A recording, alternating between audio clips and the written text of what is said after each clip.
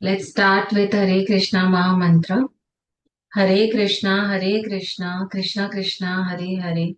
Hare Ram, Ram Ram, Hare Hare. Hare Krishna, Krishna Krishna, Hare Hare. Hare Ram, Ram Ram, Hare Hare. Hare Krishna, Krishna Krishna, Hare Hare. Hare Ram, Ram Ram, Hare Hare. Let's do some Radha Jap. Radha, Shri Radha, Radha, Shri Radha, Radha, Shri Radha, Radha, Shri Radha, Radha, Shri Radha. We are reading Bhagwat Geeta as it is by His Divine Grace, A.C. Bhaktivedanta Swami Prabhupada, founder Acharya of International Society for Krishna Consciousness. We are on chapter 8,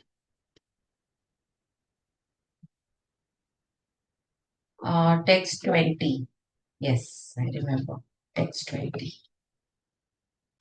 Yet there is another unmanifest nature which is eternal and is transcendental to this manifested and unmanifested matter. It is supreme and is never annihilated. When all in this world is annihilated, that part remains as it is. Let's read the purport. Krishna's superior spiritual energy is transcendental and eternal. It is beyond all the changes of material nature, which is manifest and annihilation. Which is manifest and annihilated during the days and nights of Brahma. I don't know what is it with this word. Krishna's superior energy is completely opposite in quality to material nature. Superior and inferior nature are explained in the 7th chapter. Correct. Let's move to text 21.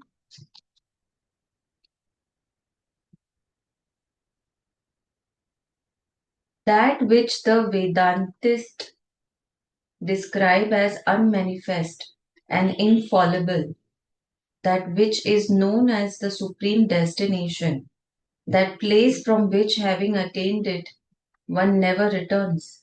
That is my supreme abode. Let's read the purport. The supreme abode of the personality of Godhead, Krishna, is described in the Brahma Samhita as Chintamani Dham, a place where all desires are fulfilled. The supreme abode of Lord Krishna, known as Goloka Vrindavan, is full of palaces made of touchstone. There are also trees called desire trees that supply any type of eatable upon demand, and there are cows known as Surbhi cows, which supply a limitless supply of milk. In this abode, the Lord is served by hundreds of thousands of goddesses of fortune, that is Lakshmis, and he is called Govinda, the primal Lord and the cause of all causes. The Lord is accustomed to blow his flute, Venam Kwanantam. His transcendental form is the most attractive in all the worlds. His eyes are like lotus petals, and the color of his body is like the color of clouds. He is so attractive that his beauty excels that of thousands of cupids. He wears saffron cloth, a garland around his neck, and a peacock feather in his hair. In the Bhagwat Geeta, Lord Krishna gives only a small hint of his personal abode, Goloka Vrindavan, which is the supermost planet in the spiritual kingdom. A vivid description is given in the Brahma Samhita. Vedic literatures, Katha Upanishad 1.3.11, state that there is nothing superior to the abode of Supreme Godhead, and that abode is the ultimate destination, Purushan, Na Param, Kinchat kinchit sa kashtha parama gatiha. When one attains to it, he never returns to the material world. Krishna's supreme abode and Krishna himself are non-different, being of the same quality. Okay. On this earth, Vrindavan, 90 miles southeast of Delhi, is a replica of that supreme Goloka Vrindavan located in the spiritual sky. When Krishna descended on this earth, he sported on that particular tract of land known as Vrindavan, comprising about 84 square miles in the district of Mathura, India. How they have explained it. Let's move to text 22. The Supreme Personality of Godhead, who is greater than all, is attainable by unalloyed devotion. Although he is present in his abode, he is all pervading and everything is situated within him. Okay, let's read the purport. It is clearly stated that the supreme destination from which there is no return is the abode of Krishna, the Supreme Person. The Brahma Samhita describes this supreme abode as Ananda Chinmay Ras, a place where everything is full of spiritual bliss.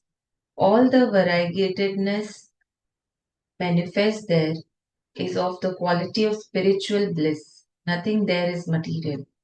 That variegatedness is expanded as the spiritual expansion of the Supreme Godhead Himself.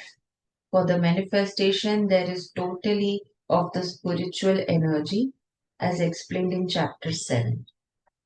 And as far as this material world is concerned, although the Lord is always in His supreme abode, He is nonetheless all pervading by His material energy.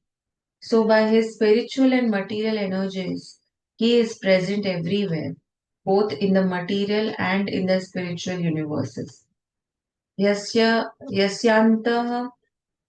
stani means that everything is sustained within him, within either his spiritual or material energy.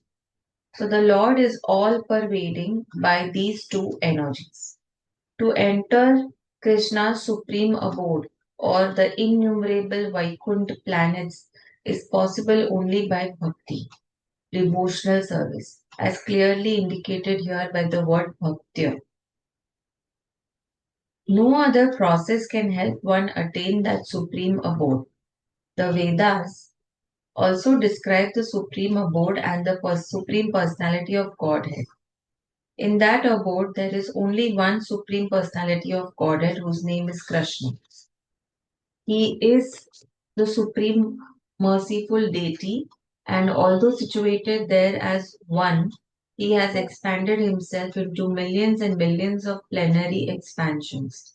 The Vedas compare the Lord to a tree standing still, yet bearing many varieties of fruit, flowers, and changing leaves. The plenary expansions of the Lord who preside over the Vaikuntha planets are four-armed and they are known by a variety of names. Okay, we have the names of the Vaikuntha planets as Purushottam, Trivikram, Keshava, Madhava, Anirudh, Rishikesh, Shank, nahin, Sankarshana, Pradyumna, Sridhar, Vasudev, Damodar, Janardhan, Narayan, Vamana, and Padmanabha, etc. The Brahma Samhita also confirms that although the Lord is always in the supreme abode Goloka Vrindavan, he is all pervading so that everything is going on nicely. As stated in the Vedas, his energies are so expansive that they systematically conduct everything in the cosmic manifestation without a flaw, although the Supreme Lord is far, far away. Let's go to text 23. O best of Bharatas, I know I shall now explain to you the different times at which, passing away from this world, the yogi does or does not come back. Okay, now we have the times. We are going to see when the yogi does or does not come back. Let's read the purport. The unalloyed devotees of the Supreme Lord, who are totally surrendered souls, do not care when they leave their bodies or by what method. They leave everything in Krishna's hands and so easily and happily return to Godhead. But those who are not unalloyed devotees and who depend instead on such methods of spiritual realization as Karma Yoga, Jnana Yoga, and Hatha Yoga must leave the body at a suitable time in order to be sure of whether or not they will return to the world of birth and death. If the yogi is perfect, he can select the time and situation for leaving this material world. But if he is not so expert, his success depends on his accidentally passing away at a certain suitable time. The suitable time at which one passes away and does not come back are explained by the Lord in the next verse.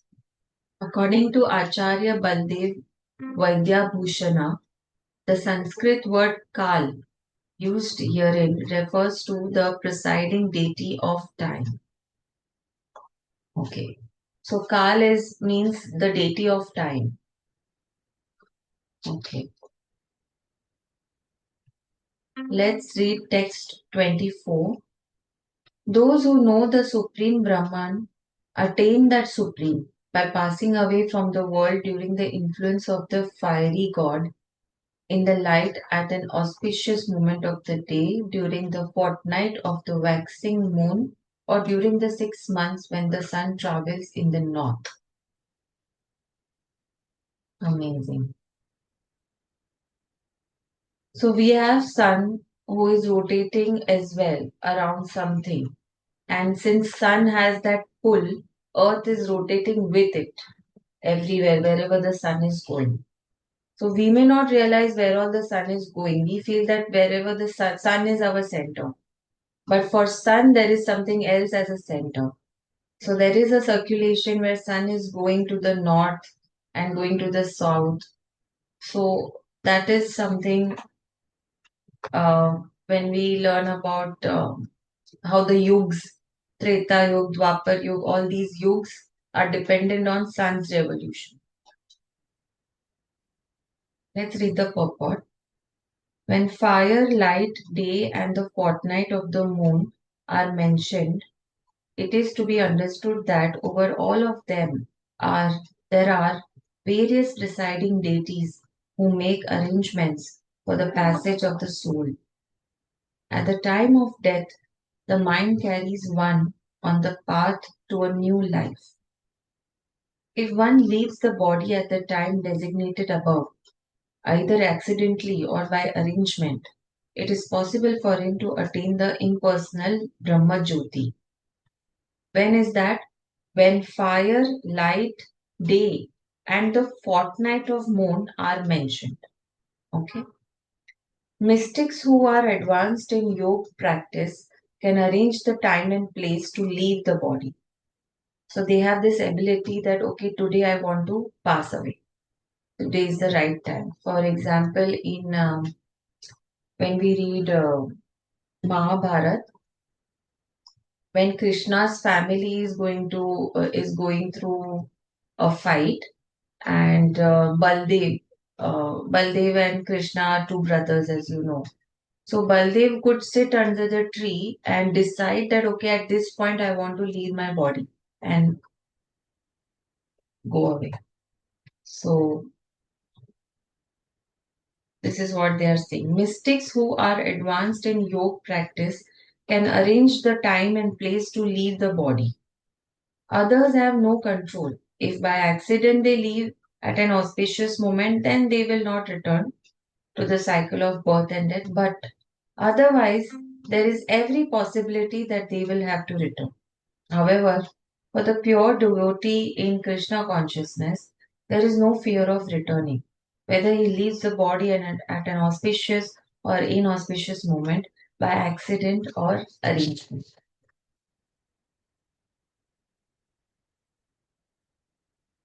Let's move to text 25. The mystic who passes away from this world during the smoke, the night, the fortnight of the waning moon, or the 6 months when the sun passes to the south, reaches the moon planet but again comes back. Let's read the purport. In the third canto of Srimad Bhagavatam, Kapila Muni mentions that those who are expert in fruitive activities and sacrificial methods on earth attain to the moon at death. Okay. These elevated souls live on the moon for about 10,000 years by demigod calculation. Okay, in brackets. And enjoy life by drinking somras. They eventually return to earth. This means that on the moon there are higher classes of living beings, though they may not be perceived by the gross senses. Right. Wow. So there are souls who live on moon. Let's move to text 26. According to Vedic opinion, there are two ways of passing from this world, one in light and one in darkness. When one passes in light, he does not come back. But when one passes in darkness, he returns. Let's read the purport. The same description of departure and return is quoted by the Acharya Baldev Vidyabhushana from the Chandogya Upanishad 5.10.325. Those who are fruitive laborers and philosophical speculators from time immemorial are constantly going and coming. Actually, they do not attain ultimate salvation, for they do not surrender to Krishna. Let's move to text 27. Although the devotees know these two paths, O Arjun, they are not bewildered. Therefore, be always fixed in devotion. Let's read the purport. Krishna is here advising Arjun that he should not be disturbed by the different paths the soul can take when leaving the material world. A devotee of the Supreme Lord should not worry whether he will depart by arrangement or by accident. The devotee should be firmly established in Krishna consciousness and chant Hare Krishna.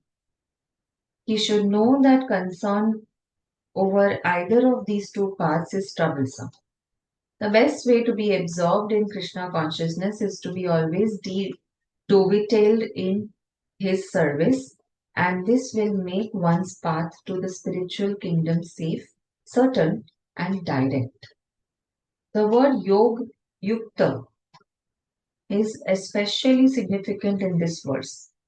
One who is firm in yoga is constantly engaged in Krishna consciousness in all his activities. Sri Rupa Goswami advises anasaktasya vishayan yatharam upayuntaha upayunjataha. One should be unattached in material affairs and do everything in Krishna consciousness. By this system, which is called Yukta Vairagya, one attains perfection. Therefore, the devotee is not disturbed by these descriptions because he knows that that his passage to the supreme abode is guaranteed by the devotional service. Okay. This is the last text of this chapter, and yes, we're going to finish chapter 8. It's a long one. Text 28. A person who accepts the path of devotional service is not bereft of the results derived from studying the Vedas, performing sacrifices, undergoing austerities, giving charity, or pursuing philosophical and fruitive activities. Simply by performing devotional service, he attains all these, and at the end, he reaches the supreme eternal abode. Let's read the purport. This verse is a summation of the seventh and the eighth chapters, which particularly deal with Krishna consciousness and devotional service.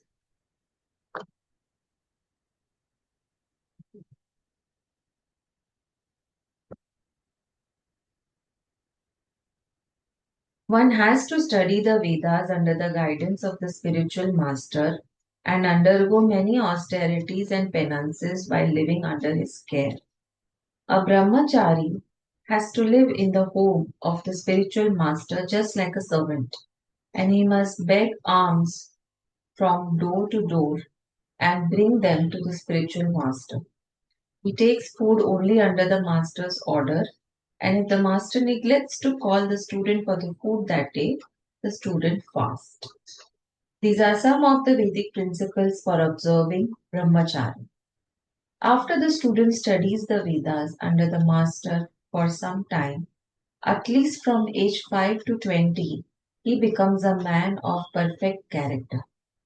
Study of the Vedas is not meant for the recreation of armchair speculators, but for the formation of character. After this training, the brahmachari is allowed to enter into household life and marry. When he is a householder, he has to perform many sacrifices so that he may achieve further enlightenment. He must also give charity according to the country, time, and candidate, discriminating among charity in goodness, in passion, and in ignorance as described in Bhagwat Geeta. Three types of charity: charity in goodness, charity in passion, and charity in ignorance. Then, after retiring from household life, upon accepting the order of Vanaprastha, he undergoes severe penances like living in forests, dressing with tree bark, not shaving, etc. By carrying out the orders of Brahmacharya, householder life, Vanaprastha, and finally Sannyasa, one becomes elevated to the perfectional stage of life. Some are then elevated to the heavenly kingdoms, and then they become even more advanced there. They are liberated in the spiritual sky, either in the impersonal Jyoti or in the Vaikunt planets or Krishna Lok. This is the path outlined by Vedic literatures. The beauty of Krishna consciousness, however, is that by one stroke, by engaging in devotional service, one can surpass all the rituals of the different orders of life. The words idam viritva indicate that one should understand the instructions given by Sri Krishna in this chapter and the seventh chapter of Bhagwat Gita.